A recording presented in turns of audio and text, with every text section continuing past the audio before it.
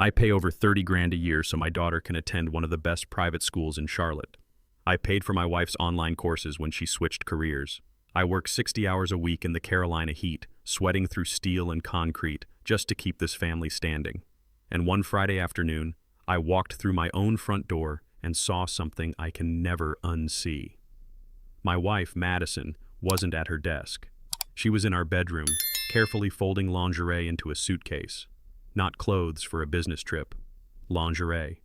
The same red dress I bought for our anniversary, now packed for another man. She looked up, calm, as if she were announcing dinner plans. "Logan needs me," she said. Her ex, 15 days in Florida, to help him heal. And the worst part? My daughter stood beside her, arms crossed, glaring at me like I was the villain. That was the moment everything I'd built cracked wide open. My name is Ethan Cole. I'm 41 years old, born and raised in North Carolina, and for the last 2 decades I've worked as a construction manager in Charlotte. If you've driven past the skyline lately, the shopping centers, the glass towers, the apartments climbing higher every year, you've seen my fingerprints. I manage projects worth tens of millions, deadlines that would crush weaker men, and I carry the responsibility of a crew that depends on me to keep the work moving and the paychecks coming. On paper, my life looked solid. A steady career, 17 years of marriage, one beautiful daughter named Avery. Friends told me I was living the American dream. But dreams can be expensive. My annual income floats around $400,000, and almost every dollar was spoken for. Mortgage payments, Avery's tuition, Madison's career ventures, vacations to keep up appearances, a retirement plan so we could finally breathe by 50. Madison earned big too, but we had an agreement. I carried the household overhead, mortgage, tuition, day-to-day bills, while she focused most of her income on investments and personal funds. I thought I was building something unshakable. I was wrong. My wife Madison and I had been married for 17 years. 17 years of dinners, arguments, compromises, and small victories we celebrated in our cozy suburban home just outside Charlotte. Madison was 39, elegant in a quiet way, with this effortless grace that made people believe she had it all together, even when I knew she didn't. Our daughter Avery was 10, bright, inquisitive, and the kind of kid who notices every little detail, from the way I tie my tie to the faint tension in her mother's smile. From the outside, we were perfect. Family dinners, birthday parties, vacations where we laughed under Carolina sunsets. I thought those 17 years had created a fortress of trust and love. I thought we were unshakable, but some cracks aren't visible until the walls start to crumble, and mine were about to collapse faster than I could imagine. Every laugh, every hug, every goodnight kiss suddenly felt like a question I wasn't ready to ask. Madison wasn't just elegant, she was unstoppable. As the vice president of a boutique investment firm in uptown Charlotte, she commanded rooms where men twice her age listened without interrupting. Her wardrobe whispered power, tailored blazers, silk blouses, heels that clicked authority on polished floors. She had earned every accolade, every corner office, every bonus check. Last year alone, her salary had crossed $320,000, enough to fund the life we'd built, or so I thought. By choice, I still covered the house, tuition, and daily expenses. She funneled most of her earnings into portfolios and personal reserves. Her work ethic was relentless. Late nights in the office, weekends spent reviewing portfolios, calls while we were supposed to be having dinner. She carried the weight of clients' fortunes and our family's future without ever letting me see her falter. I admired her drive, but admiration is a fragile thing when the fortress of your marriage is built on appearances. I was proud of Madison, truly. But pride doesn't shield you from betrayal, and beneath the shimmer of her success, something dark had been quietly stirring, something that would shake the foundation of our family forever. From the outside, we had it all. A 2-story craftsman in a leafy Charlotte suburb, freshly painted and immaculate, where the mailbox never had more than a single polished flag. On weekends, Madison and I hosted barbecues for neighbors who admired her effortless charm, our laughter echoing over the manicured lawn while our 10-year-old daughter, Avery, ran through the sprinkler, squealing like life was nothing but sunshine. Every detail screamed success: the luxury SUVs in the driveway, the designer backpacks neatly lined in the foyer, the immaculate kitchen where Madison would occasionally cook while checking her stock updates on the tablet. Friends envied us, colleagues admired us, and strangers assumed our marriage was bulletproof.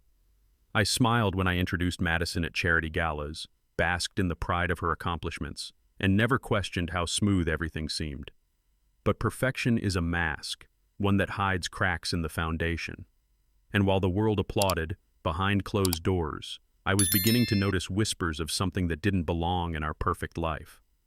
It started with little things, subtle, almost unnoticeable at first.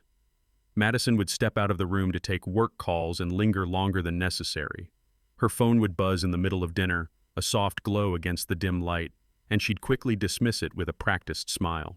There were canceled lunches she insisted were client emergencies, emails she typed furiously while Avery and I played in the living room, and the occasional sigh she tried to hide behind a sip of sparkling water. Even our daughter noticed.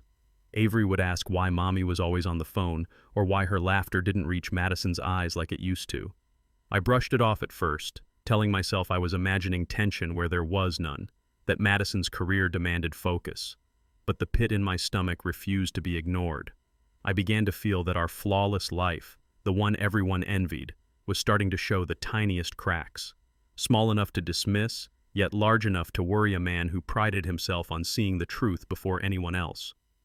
Most mornings, my routine was a sanctuary, a rhythm I relied on to keep my mind clear. I'd wake at 5:30 a.m., before the sun had even begun to stretch across Charlotte's skyline. Black coffee first, strong enough to bite the back of my tongue, then 30 minutes of reading industry reports or blueprints. At 6:15, I'd lace up my running shoes and hit the quiet streets, jogging past shuttered storefronts and dew-damp lawns, letting the early silence settle into my thoughts. By 7 a.m., I'd shower, suit up, and check in on emails before Madison and Avery stirred. Breakfast was simple: oatmeal for me, eggs for Avery, while Madison skimmed her phone, already 3 steps ahead in her day. These routines grounded me, gave me control over my world.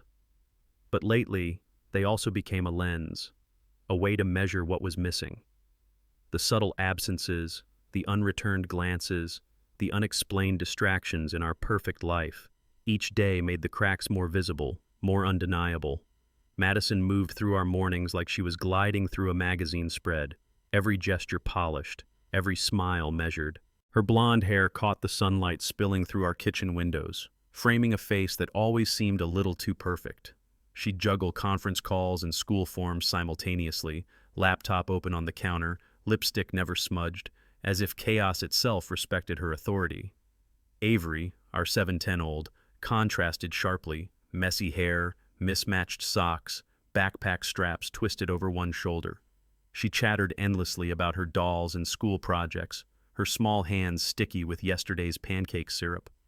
Madison would scoop her into a hug, smooth down the chaos, whisper instructions with that calm precision of a CEO managing a boardroom. From the outside, we were flawless: a successful wife, a thriving career, a doting mother, a happy daughter.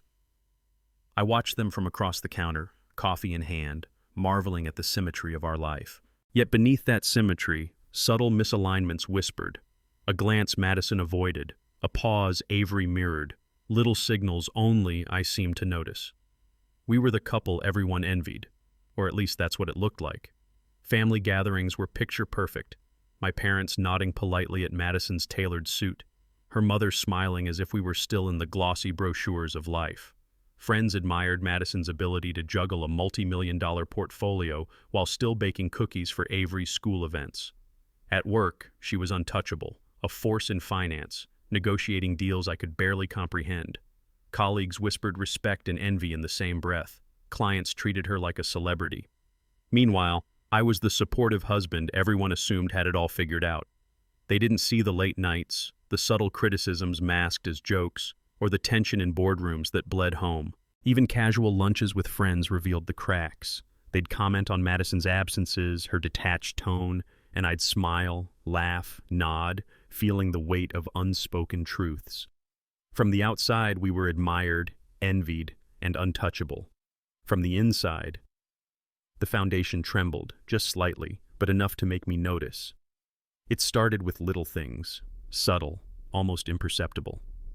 A glance Madison would quickly avert, a pause in conversation that lingered too long, a sudden silence on her phone when I walked into the room. I told myself I was imagining it, that stress at work made her distant. But my gut, it never lied. I noticed the timing of her meetings, the way she suddenly had networking dinners I wasn't invited to. Her laughter on the phone sounded different, lighter, almost rehearsed. Avery, innocently playing in the living room, asked why Mommy sometimes looked sad after work. That question hit harder than anything. I started paying attention to patterns, the small inconsistencies, the tiny lies that never added up. Friends' casual remarks about seeing her downtown or at events I wasn't aware of nagged at the back of my mind. A whisper in my brain kept repeating, "Something is off. Something is very off." And that whisper, it refused to go away. I decided to leave the office a bit early that Thursday, something I almost never did. Traffic was a mess, every red light a reminder that patience was about to be tested. My mind was spinning, not with work, not with deadlines, but with that persistent gnawing feeling. Something was wrong at home. Pulling into the driveway, everything looked normal. The lawn was neatly trimmed, the mailbox upright, Madison's car in its usual spot. I told myself again, "You're imagining things. Calm down." But instinctively, I slowed my pace, listening for the usual sounds of our life. Avery's giggles, the hum of the dishwasher, Madison calling my name. The house was quiet, too quiet. I stepped inside, expecting the comforting chaos of family life. Instead, I found the living room strangely pristine, everything in place like a showroom. The faint scent of unfamiliar perfume lingered in the air, subtle but unmistakable. My heart thudded, my stomach twisted. Something, or someone, was here who shouldn't be. And in that moment, I knew this evening would change everything. I froze in the hallway, my eyes catching a movement through the slightly open bedroom door. Madison was kneeling on the bed, hurriedly folding something small and delicate. At first, I thought it was just laundry, until I noticed the unmistakable patterns, lacy, satin, entirely unfamiliar. My chest tightened, every muscle in my body screaming alert. She didn't hear me, or didn't care, and continued stuffing the garments into a black duffel bag. The zipper creaked, and the sound alone was enough to make my stomach drop. Nearby, a set of travel-sized toiletries lay scattered on the dresser, along with a passport and a few crisp bills I didn't recognize. A cold, sinking feeling settled over me. This wasn't just a late-night errand. This wasn't even a surprise business trip. For a fleeting second, I considered calling her name, but something held me back. A part of me that already knew the answer I wasn't ready to face. I stepped back silently, heart pounding, watching as my carefully constructed life began to unravel before my eyes. I cleared my throat, trying to sound calm, though every word in me was trembling. "Madison, what are you doing?" She froze mid-fold, her back stiffening. Slowly she turned, a faint, uneasy smile tugging at her lips. "Ethan, I can explain," she said, voice soft, almost rehearsed. "Explain what? Packing a bag full of clothes like this?" My hand gestured helplessly toward the duffel. "Where are you going?" Her eyes darted away for a second, and then she met mine, sighing. I need to help someone," she murmured. It's for someone from my past. Someone who really needs me right now. It won't take long." My heart sank. Help someone? At this hour? With money, passports, and this? I gestured at the scattered lingerie. "Who are we talking about, Madison?" She hesitated, biting her lower lip, her fingers clutching the duffel. "It's complicated. I just can't say more. I promise it's nothing. For us, But I couldn't shake the dread creeping in. Nothing about this felt simple. Before I could speak again, Avery appeared in the doorway, her small frame tense. "Dad, please, don't stop, Mom," she said, eyes wide but firm. I blinked. My own daughter, my little girl, was siding with her mother? "Avery, this isn't a game," I said, trying to keep my voice steady. "She's packing to leave. and you know nothing about it." She shook her head, stepping closer to Madison, clinging to her hand. "I know enough. She's helping someone. She said it's important. I want to go with her." My chest tightened. This wasn't just about me anymore. My own child was looking at me like I was the obstacle, the villain. I swallowed hard, forcing calm. "Avery, I just want to understand. That's all." Her eyes flashed, a mix of loyalty and fear. "I trust Mom. You need to trust her too." And just like that, the room shifted. I felt isolated, powerless, the walls closing in. I felt my hands clench at my sides, jaw tightening. Every instinct screamed to yell, to demand answers, to stop her. But I didn't. I took a slow breath, counting to 10, 20. I reminded myself that anger wouldn't fix this. It wouldn't protect Avery, and it wouldn't make Madison stay. "Madison," I said, voice calm but firm, "can we talk before you go? Just a minute, please." She paused, glancing at me, a flicker of surprise in her eyes. Avery's grip on her hand tightened, silently urging her on. "I don't have time for a lecture, Ethan," Madison replied, cool and collected. "I know what I need to do." I swallowed another wave of frustration, forcing it down, burying it under a mask of patience. I could feel the tension coiling in my chest, a storm waiting to break, but I held it back. Because right now, words shouted in anger would only make me lose everything I still had. I watched her slide into the car, Avery clutching her backpack like a shield. My chest tightened, but I said nothing. No yelling, no pleas, no threats. I let the engine's hum fill the space between us. Inside, I mapped my next moves. Every gesture she made, every word she muttered, became data. I wasn't weak for staying silent. I was calculating, watching, learning. Anger would have made me visible. Patience made me untouchable. Avery's eyes flicked to mine, wide and uncertain. I forced a small, reassuring nod. She needed stability, not a spectacle of rage. Madison adjusted her scarf, glanced in the rearview mirror, unaware I was already planning my next step. I let the car pull away, knowing I could follow. Or I could wait. Timing was everything. I stood there, a calm figure against the drive's fading taillights. Inside, my mind raced, plotting, measuring. I had lost the battle of words, but the war was far from over.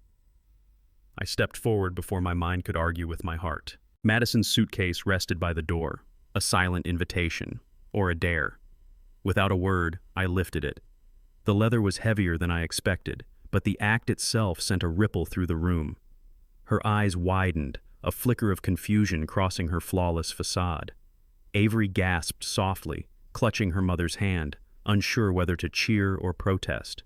I held the suitcase like a neutral flag, neither surrendering nor attacking.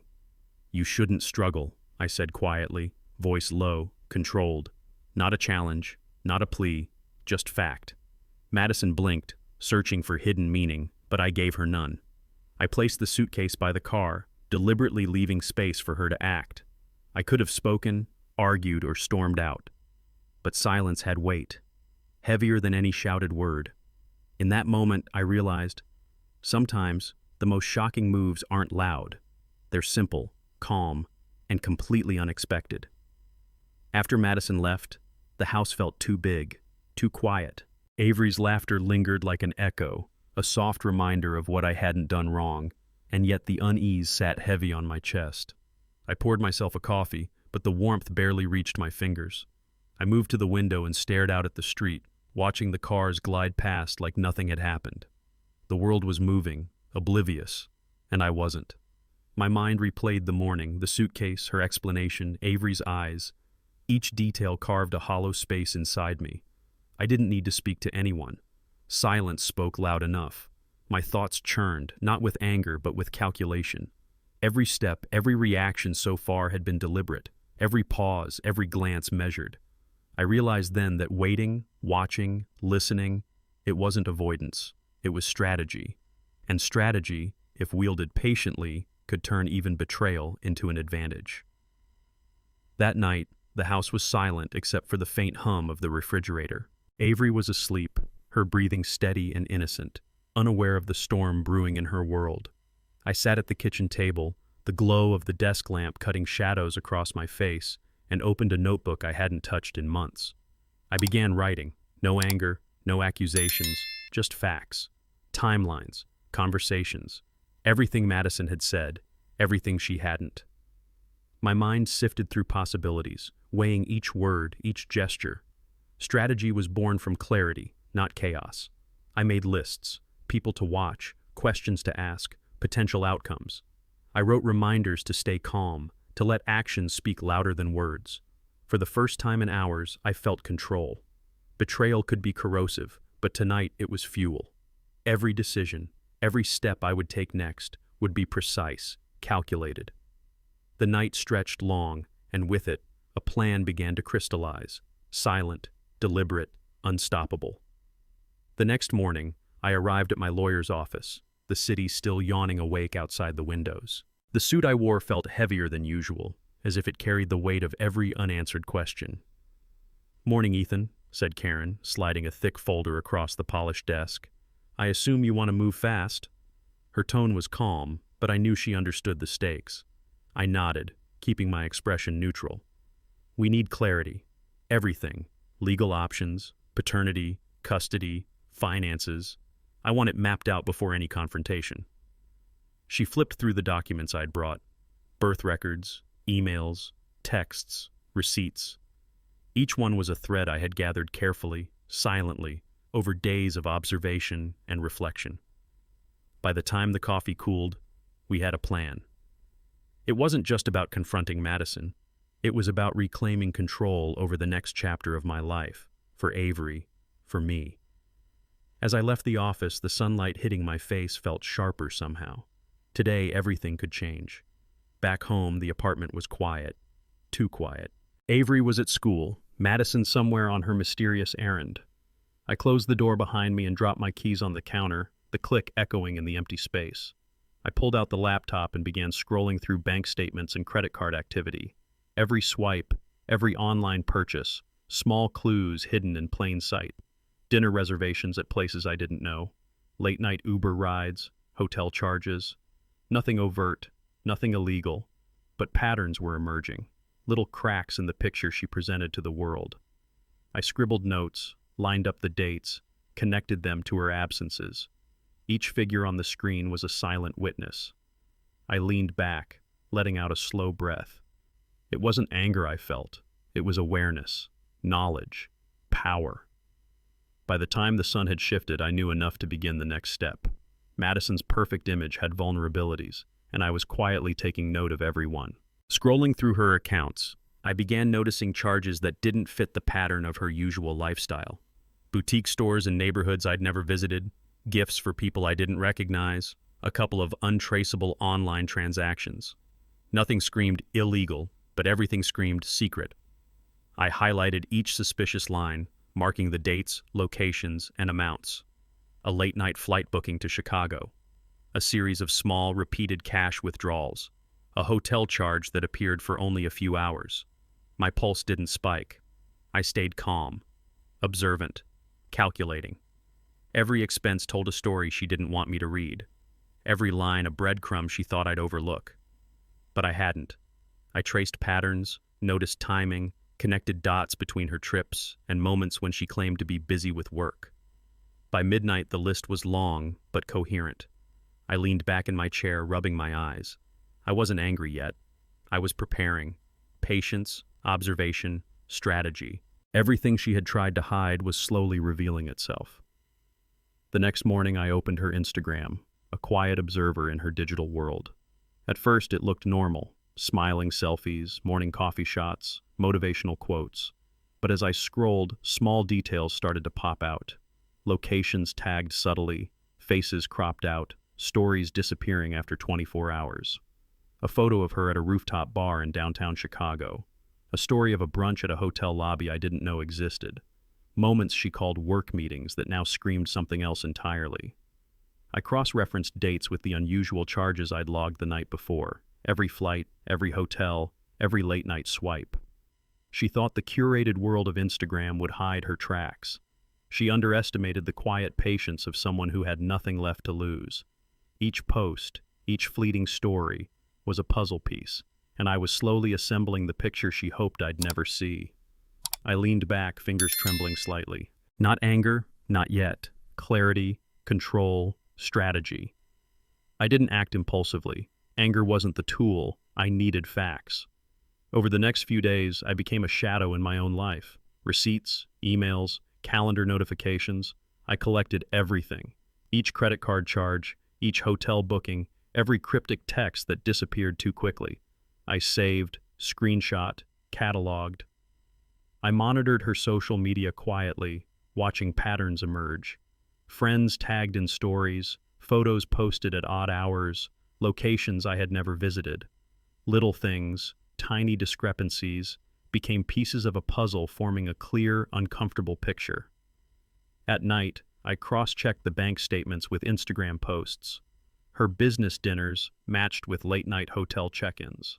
The quiet thrill wasn't vindictive, it was methodical. This was a map, and I intended to follow it to the end. Every move she thought private was now under observation. Every lie, every omission, was turning into proof. And the more I uncovered, the more certain I became. Nothing would stay hidden for long. By midweek, I brought in a forensic accountant, not out of paranoia, but necessity. I handed over statements, receipts, and transaction logs, every little detail I had painstakingly gathered. Her numbers were tidy on paper, but the accountant's trained eye quickly found discrepancies. Odd transfers, split payments, recurring charges at unfamiliar locations.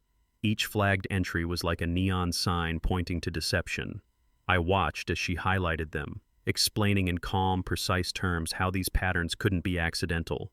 It wasn't personal, it was business, the language of proof. Sitting there, I felt the weight of months compressed into spreadsheets. Each row, each column, a piece of a story I hadn't wanted to see but now couldn't ignore. I didn't react outwardly. I simply nodded, absorbing the reality. This wasn't speculation anymore. This was undeniable. And for the first time in weeks, I felt a grim satisfaction. The strategy was working. Every step forward, every number verified, was one step closer to the truth she thought she could hide. The following morning, the forensic report arrived. I sat at the kitchen table, coffee forgotten, eyes scanning the pages. Line by line, it laid bare every withdrawal she had made without explanation. Small ones at first, almost imperceptible, then larger sums as months passed.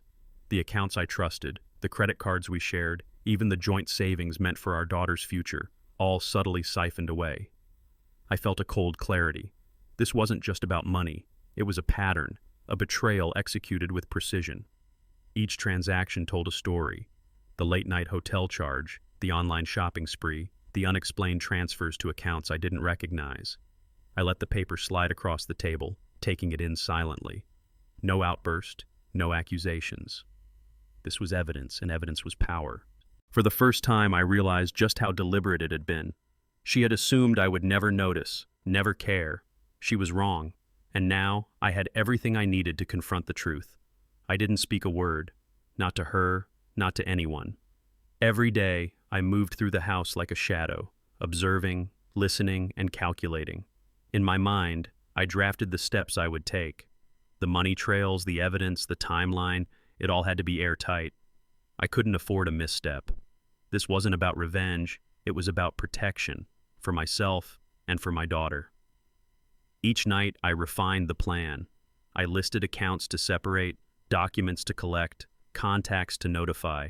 I visualized how the confrontation would unfold, the questions I would ask, and the moments I would remain silent. Silence, I realized, was my weapon. I even mapped out the logistics of leaving without chaos. Suitcases, keys, backup copies of records. It was methodical, clinical, yet fueled by a simmering fire inside me. She went about her routine, oblivious, while I quietly turned betrayal into strategy.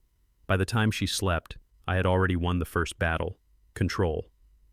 That morning, as I quietly packed a few essentials into my bag, I felt her little eyes on me. "Dad, why are you acting like this?" she asked, voice trembling. "You don't even say anything. You're so cold." I froze for a moment. Her words pierced deeper than any confrontation, any betrayal, but I didn't answer. Not yet. My silence wasn't indifference. It was strategy. Every step I took had to be calculated, precise. Emotions, I reminded myself, could be a liability. "I'm not ignoring you," I finally said softly, kneeling to meet her gaze. "I'm just thinking, planning, so I can protect you." She frowned, unconvinced, hugging her stuffed bear tighter. "It doesn't feel like that." I forced a small smile, patting her shoulder. "I know, sweetheart. I know it feels cold. But one day you'll understand why I had to do this quietly." Her eyes searched mine, still wary, as I zipped the bag and braced for the next step. As I walked out the front door, the cool morning air hit me. The city of Charlotte hummed around me, cars rushing, neighbors jogging, kids laughing on the sidewalks. But inside, my world felt suspended. My phone buzzed, a new message. From Madison. "Flight leaves in an hour. Don't worry, everything's for the cause. I'll be back in 2 weeks." I stared at the screen, reading and rereading. 2 weeks. 2 weeks of silence, of pretending that this was a noble mission, not a cover for her secret. I typed nothing, responded nothing. That was the rule now. Observe, collect, plan. Every word, every movement had to serve the exit strategy I was building silently. I slipped the phone back into my pocket, heart steady despite the churn in my stomach. She had no idea that her message, her little declaration of humanitarian duty, only reinforced my resolve. The game had begun, and I was already 3 moves ahead. I stared at Madison's message a moment longer. My fingers hovered over the keyboard, twitching with the urge to say something, anything, but I stopped myself. Instead, I typed 2 words, just 2. "Good. Okay." No exclamation marks, no pleading questions, no hint of suspicion. Nothing that could tip her off that I had already started noticing every irregularity, every coincidental expense, every late-night notification. It felt strange, suppressing the storm inside. My heart pounded, but my mind was calm, calculating, patient, precise. Every day, every message, every casual update from her was data to be collected, analyzed, filed away in my silent ledger. I slid the phone back into my pocket and took a deep breath. The city moved around me, oblivious to the tension building in my living room, in my head, in the life that was slowly unraveling beneath the perfect surface. 2 words. That was all I needed, for now. The front door clicked open before I could even look up from my coffee. Madison stepped inside, her bag slung over one shoulder, a faint tan from somewhere warm and far. She smiled, bright, practiced, effortless, the kind of smile that could convince anyone that nothing was wrong. Avery ran to her, arms wide, and Madison scooped her up in one fluid motion, laughter filling the room. I stayed in the kitchen, silent, hands wrapped around the mug, pretending to sip while my mind raced. Every detail struck me. The faint perfume lingering in the hallway, the new bracelet catching the sunlight, the way her hair fell just slightly differently than when she left. I watched, careful not to move, careful not to betray the storm I was quietly building. They were wrapped in their bubble of warmth and innocence, unaware that I was observing, cataloging, preparing. My eyes met hers for a fraction of a second, calm, unreadable, and I simply nodded. No anger, no welcome, just strategy. That evening, both families gathered around the polished oak dining table. Plates clinked, silverware shifted, and polite laughter echoed. But beneath the surface, tension hummed like electricity. Madison sat at the head, perfectly composed, orchestrating conversation like a conductor leading a symphony. Her parents leaned in with curious smiles. My mother's eyes flicked between me and Madison, trying to read a signal. Avery chattered about school, oblivious to the underlying storm. I kept my posture straight, fork barely touching my plate, nodding only when spoken to. Every word, every laugh, every toast was analyzed and filed away, data for my exit plan. Madison glanced at me occasionally, those practiced smiles hiding 1,000 unsaid words. I returned her gaze with calm neutrality. Neither of us spoke first. The tension itself became our dialogue.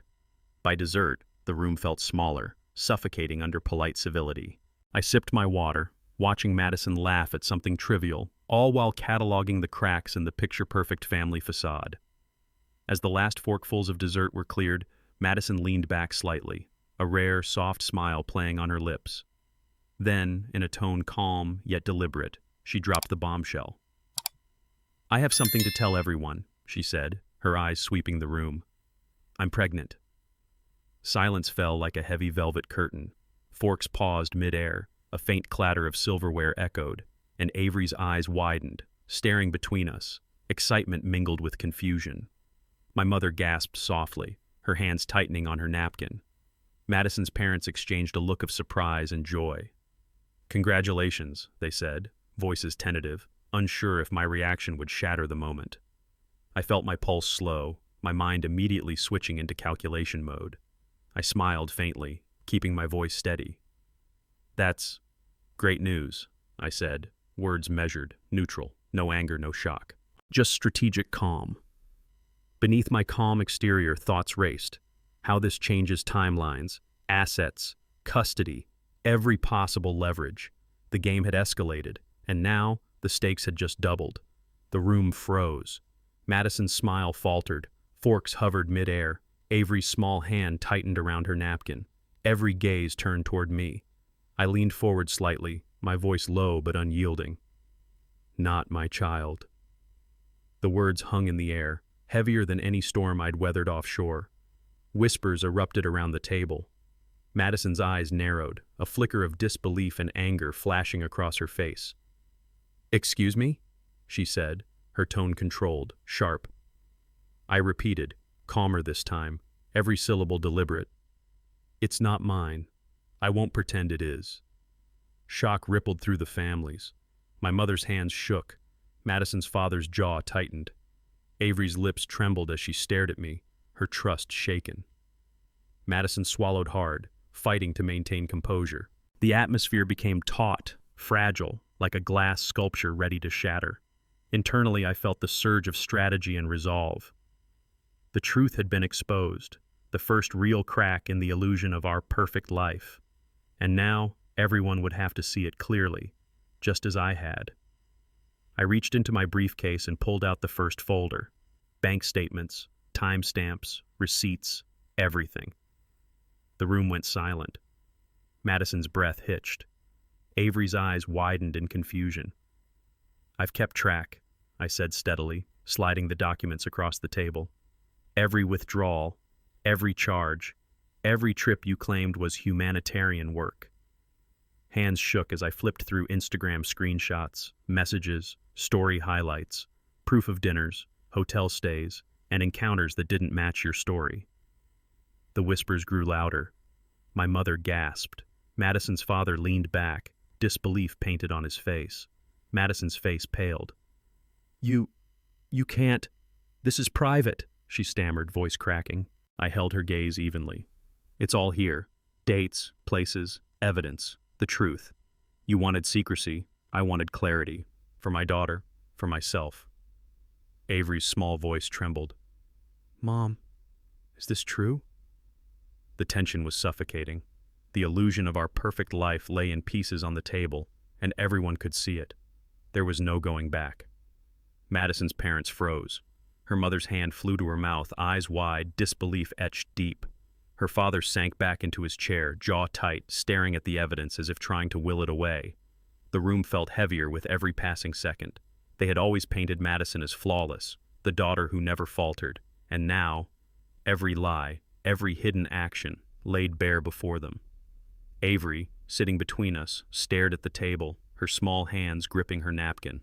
Not a word, not a sob, just wide, unblinking eyes, processing a truth far beyond her age. Madison's face was a storm, anger, fear, humiliation all mingling. She opened her mouth, then closed it, tried to speak, then faltered. I kept my voice calm, measured. "This isn't about punishment, it's about understanding, and making sure no one else in this family is left in the dark." Silence dominated. The weight of revelation pressed down, unbroken. Avery's gaze lingered on me, searching, questioning, and quietly waiting for what would come next. I reached slowly for the stack of documents on the counter, my hands steady despite the tension thick in the air. Madison's eyes followed every movement, a flicker of fear mixed with defiance.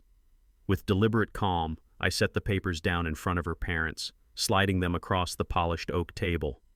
The edges rattled softly, a small sound that felt deafening in the room. These are the legal statements, financial audits, and timelines, I said evenly, my gaze never leaving Madison. Everything you've seen, every charge, every withdrawal, every unexplained transaction is documented here. Verified. For the record.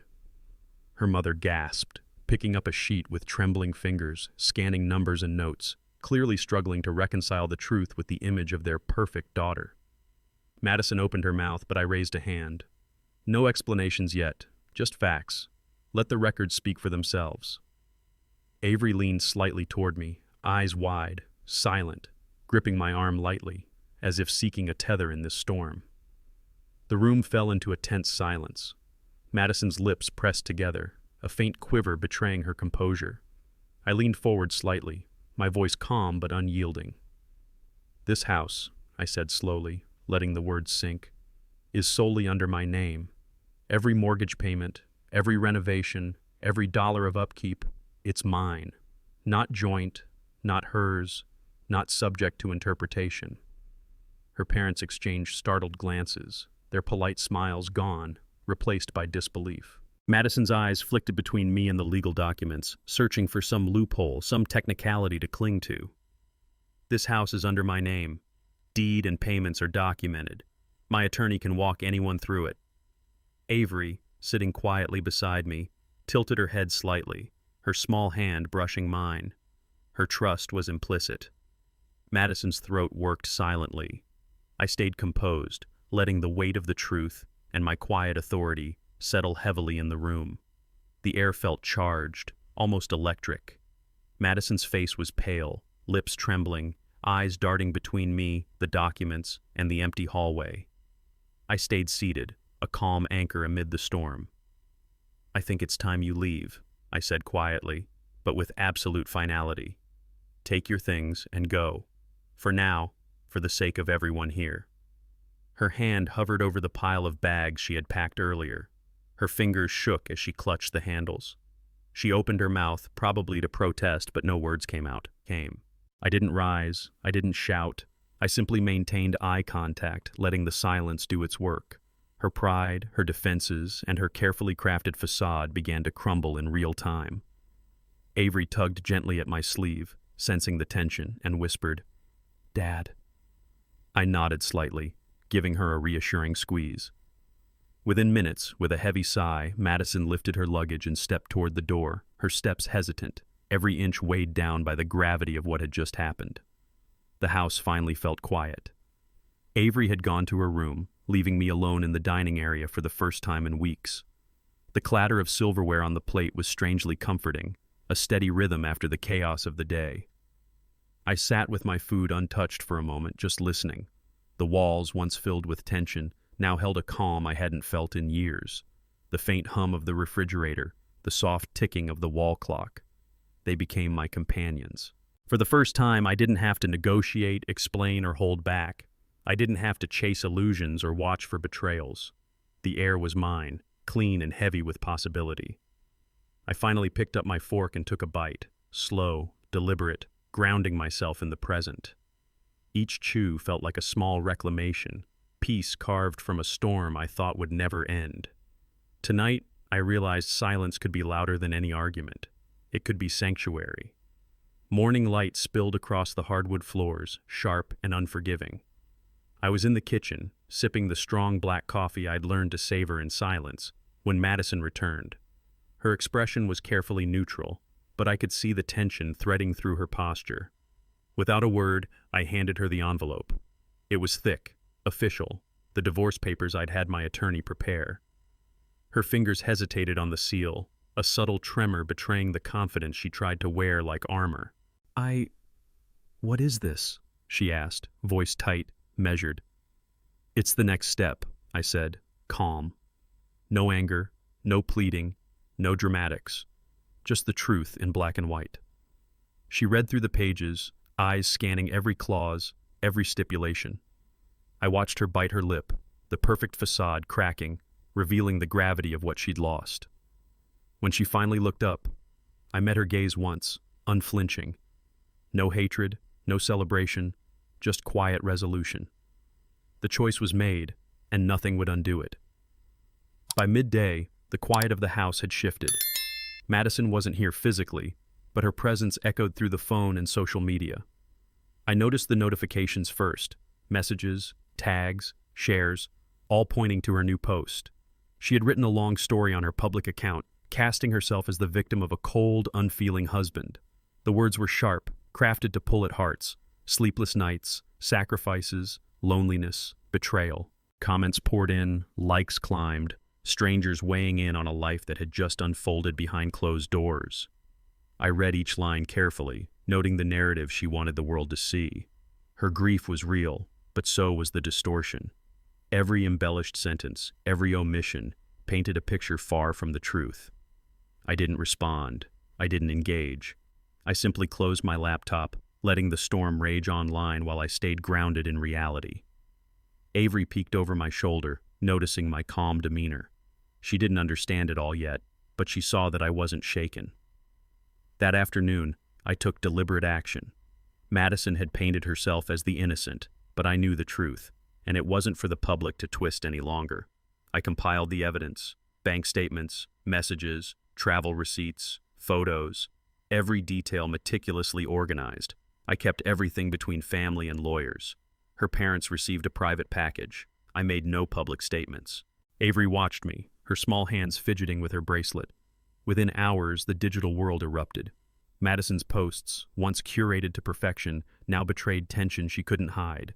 Her innocent victim narrative crumbled under the weight of evidence I had sent. Comments flooded in, friends, colleagues, even distant acquaintances questioning her story. Screenshots of her own messages, the receipts, the travel logs, they went viral quietly, shared by those who wanted clarity, not gossip. I watched her profile flicker with frantic edits, hastily deleted photos, desperate captions trying to rewrite the narrative. But the trail was clear. Her once polished online persona fractured. Every carefully constructed image of success and virtue began to erode. Avery peeked over my shoulder, eyes wide. "Is she angry?" she whispered. I nodded slightly, but it wasn't anger I felt. It was relief. For the first time, truth had a voice. The illusion that had haunted our home, that had threatened our family, was finally unraveling, leaving only reality in its wake. The moment Madison's announcement of pregnancy hit the circle, I expected chaos, but not the sudden silence that followed. Her so-called other man, the one she had so carefully woven into her secret life, vanished as if the ground had swallowed him whole. Text messages I had intercepted lit up my phone, his voice shaky, excuses fumbling. I'm not ready for this." Then nothing. No calls, no explanations, just an empty thread where once there had been plans, whispers, and late-night promises. It struck me, and even Avery with quiet finality, the people who enter your life under deception rarely stand their ground when stakes get real. Watching her panic in real time online, her desperate attempts to salvage a narrative, I felt a strange calm. The lies were unraveling, the accomplices fleeing. And for the first time in months, the path ahead seemed free of unseen threats. Truth, finally, was clearing the air around us. Hours later, the front door creaked. Madison stood there, disheveled, eyes wide, voice trembling. "Please, I made a mistake. I need you. Avery, Her words tumbled over themselves, a frantic mix of guilt and fear. The makeup was smudged, her perfectly styled hair in chaos, a stark contrast to the polished image she had always projected. I didn't move. I didn't respond. Silence became my shield. Avery peeked from the hallway, watching, sensing the weight of what was unfolding. Madison's hands reached for the doorknob, then for the frame, desperate for any kind of foothold. But I stepped forward, locked the door. The click echoed louder than any argument we'd ever had. "You've done enough," I said quietly, letting the words hang. Not angry, not vengeful, just resolute. In that moment, the control shifted. The lies, the deceit, the chaos, they no longer dictated our lives. I had chosen the boundary, and the boundary was final. The next morning, Avery sat at the kitchen table, coloring pencils scattered, eyes focused, but not on the paper. She glanced at me, then at the empty doorway where Madison had stood. "Dad, I think I understand now," she said softly, her voice tentative. You weren't being mean. You were protecting me." I swallowed, nodding, trying not to show the surge of relief. Years of watching her grow, years of shielding her from mistakes I knew all too well, had led to this fragile moment of trust. Her small hand reached across the table to touch mine. It was an olive branch, a silent acknowledgement that she was beginning to see the truth behind the chaos. No lectures, no explanations, just that simple, quiet connection. I realized then that loyalty, integrity, and calm resolve spoke louder than any argument. Avery's eyes reflected clarity, and in them, I felt the first glimmer of a renewed father-daughter bond. A few weeks later, whispers reached me, screenshots, tagged posts, subtle hints from mutual friends. Madison was at it again. A new man, a new story, same lies, same performances of innocence.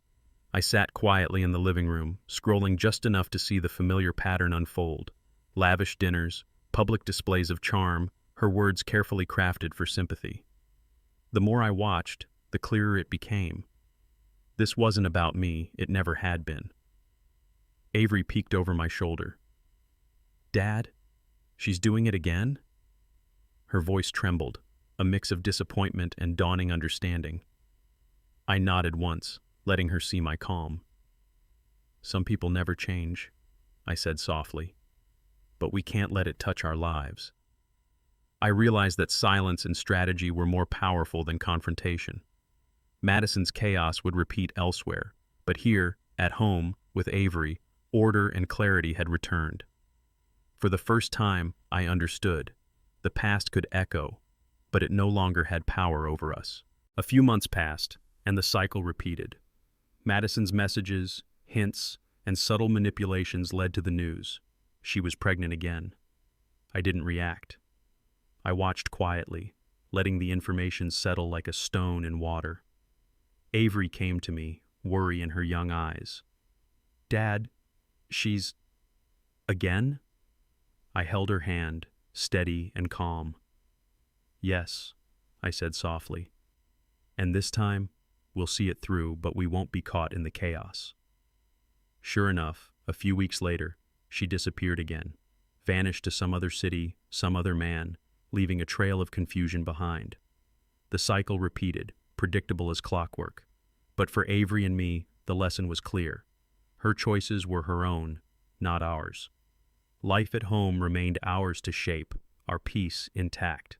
Every attempt to pull us back into her drama failed, because this time, we were ready. For the first time, I felt true control, knowing I had chosen silence, strategy, and resilience over anger. News traveled fast. Madison's parents, once protective and vocal, finally saw the full picture. The lies, the manipulation, the repeated betrayals. One morning my phone buzzed with a terse message from her father. "We are done. No contact. We cannot support this any longer." Her mother followed shortly after, a text echoing the same sentiment. They weren't angry at me. They were done with the cycle. Avery looked up, eyes wide. "Dad, they're really gone?" I nodded. "Yes, honey. They finally see the truth. And that's their choice. We can't force people to stay when the story is clear." For the first time, the household felt unshakable. No calls, no visits, no pressure. Just Avery and me, reclaiming our life without outside interference. Silence stretched across the room, but it was a silence of peace, not tension. A boundary had been drawn, one I hadn't fought for. It had drawn itself. And for the first time in years, the air felt calm, breathable. Weeks passed, and life began to settle into a rhythm. Avery's laughter at breakfast, the quiet hum of our home, the small victories of reclaiming normalcy. At work one afternoon, I was introduced to a new project engineer, Sophie. Mid-30s, sharp mind, quick wit, and a calm confidence that immediately made the room lighter. She had that rare mix of focus and warmth that drew people in without trying. We started collaborating on the new bridge project outside Charlotte, and I found myself genuinely enjoying her company. It wasn't flirtation, at least not yet. But there was a relief in talking to someone who didn't carry past baggage, someone who treated problems like equations to solve rather than emotional mines to navigate. Avery noticed the change too. "Dad, you seem lighter," she said one evening, perched on the kitchen counter as I packed lunches. I smiled, realizing she was right. Life was no longer about constant damage control. It was about rebuilding, and perhaps, quietly, opening the door to someone who could walk alongside us. Avery had begun noticing subtleties I hadn't thought mattered. One evening, she lingered by the living room doorway as Sophie helped me sort blueprints.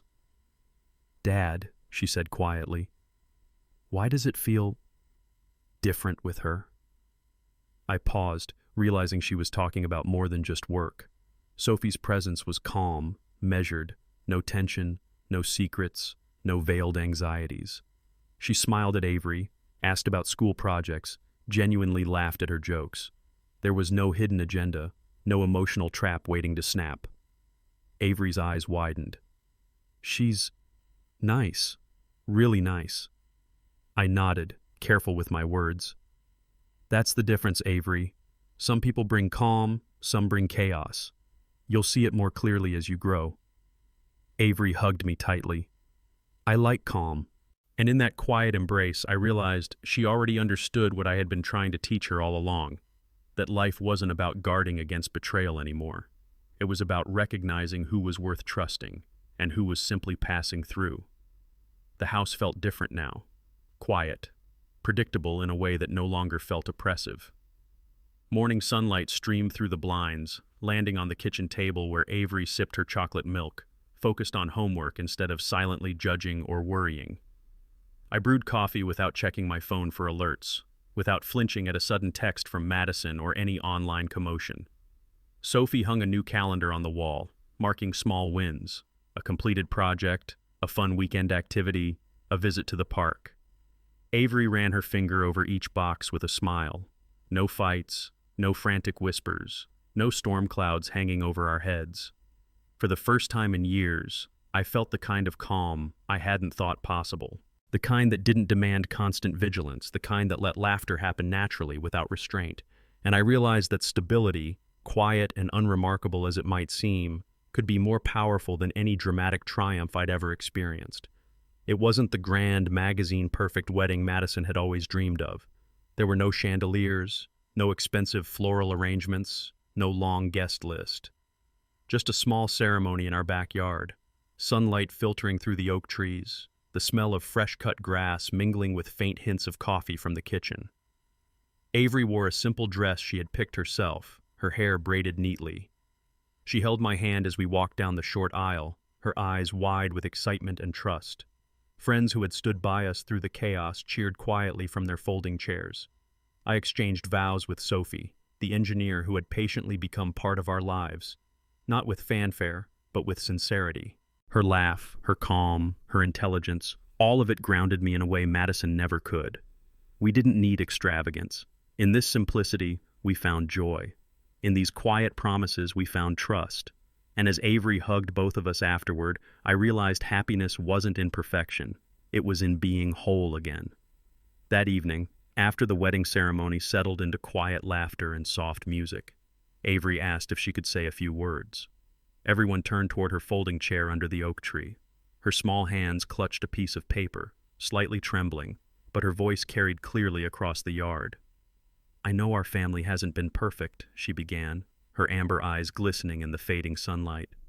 "We've had hard days, and we've said things we didn't mean. But today I feel safe. I feel happy. I feel loved. Thank you, Dad, for never giving up on me. And thank you, Mom, well, Sophie, for showing me what real love looks like." She looked directly at me, then at Sophie, a shy smile spreading across her face. The words hung in the warm evening air, soft but powerful. Tears pooled in my eyes. In that moment, I realized Avery had grown into a wise, compassionate young girl, and our family had finally found its voice.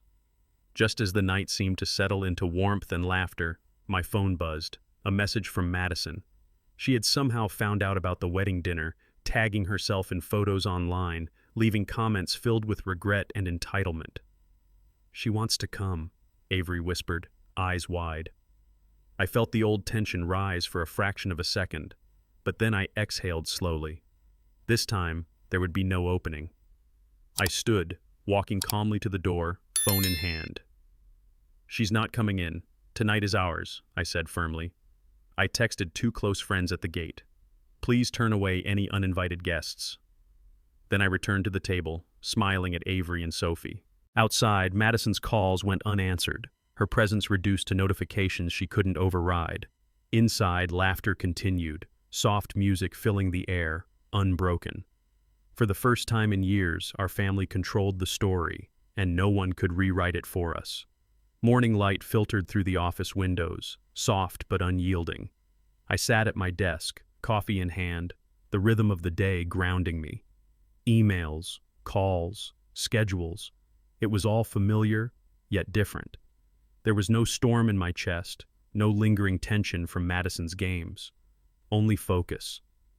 A folder landed on my desk, the final contract for a major engineering project, months in the making. The numbers were substantial, enough to secure the team, the office, and my reputation. I reviewed the details meticulously, every line a testament to precision and foresight.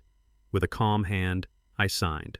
The pen glided across the paper, sealing not just a project, but a chapter of my life, one built on strategy, discipline, and resilience. I leaned back, letting the weight of responsibility settle comfortably on my shoulders.